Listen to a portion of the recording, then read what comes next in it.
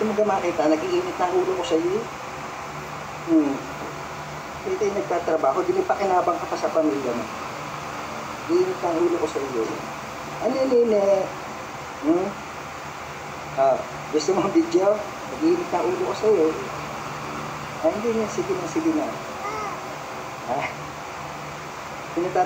Pinatatawa mo ako nag-iinit ko talaga ulo ko sa iyo. Gusto mo?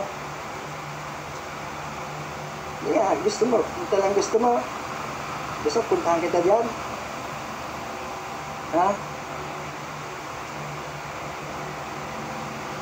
Nakakainit ka na lang. Ikaw naman na may kasalanan eh. Dahil pakumit-kumit ka na. Katangahan mo, kabubuhan mo eh. Gusto mo? Hindi. Sige, pasok ka sa doon. Sige na. Magtrabaho ka na para lumanda ang buhay mo. Hindi puro panglalait alam kung sino kang mayaman ka nga. Puro nakaw ang style mo. Kalukuhan mo. Ito, meron ka nito.